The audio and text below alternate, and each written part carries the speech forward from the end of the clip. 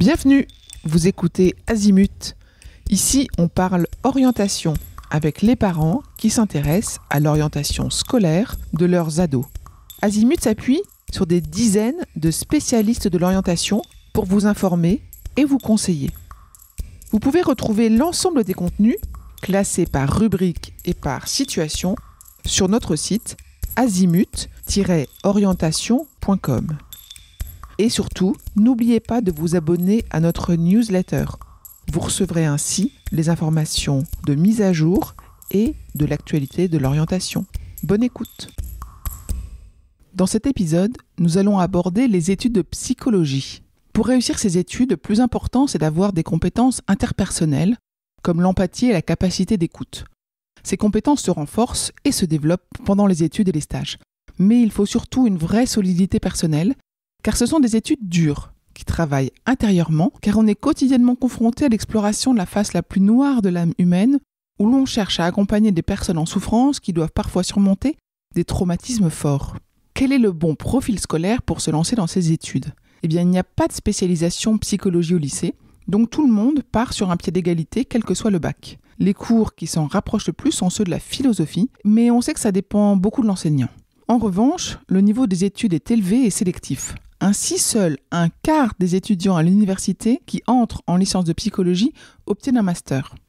Dans les écoles de psychologie, la sélection se fait généralement à l'entrée. Les études de psychologie sont organisées avec un premier cycle théorique et généraliste de type bachelor ou licence de 3 ans, suivi d'un master ou d'un Master of Science de 2 à 3 ans qui permettent de se spécialiser en psychologie clinique ou en psychologie appliquée à l'entreprise.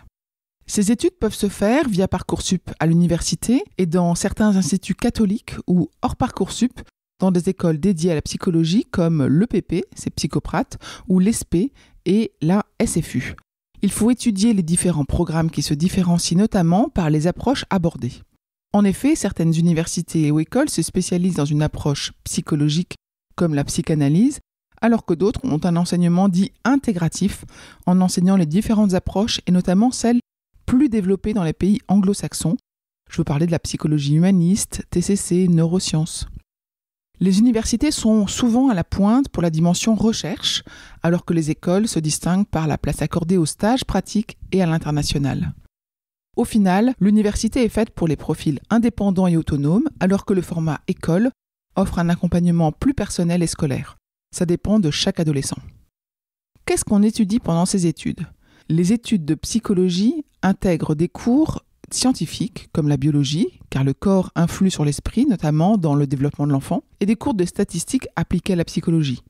Mais c'est aussi une matière littéraire demandant de vraies capacités d'abstraction et de réflexion quand il s'agit d'aborder l'âme humaine et les différentes approches de la psychologie clinique, psychanalyse, psychologie humaniste, psychologie cognitive et comportementale, ou la psychologie sociale et la psychologie en entreprise. Évoquons quelques métiers possibles après un bac+5 en psychologie. Ils sont très divers. On peut imaginer aller dans l'humanitaire et l'associatif tout d'abord.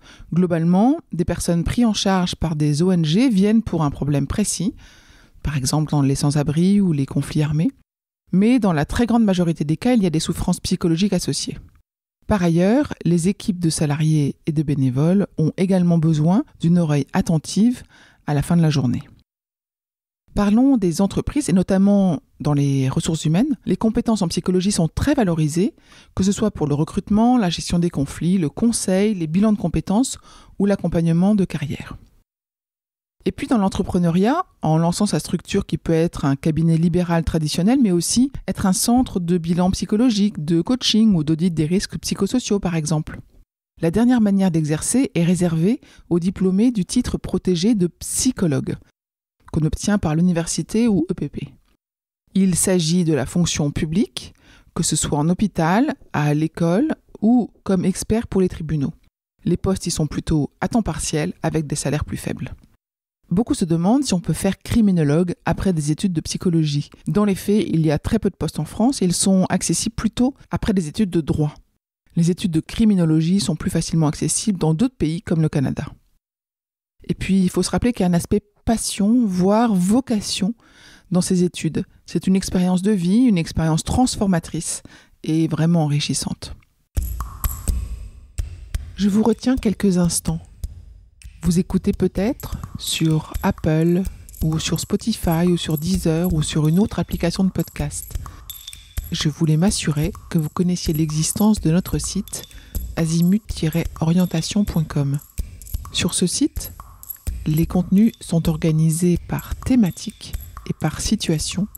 Ceux qui connaissent adorent et utilisent notre moteur de recherche, ce qui leur permet d'aller chercher directement le bon contenu qui correspond à leurs problématiques.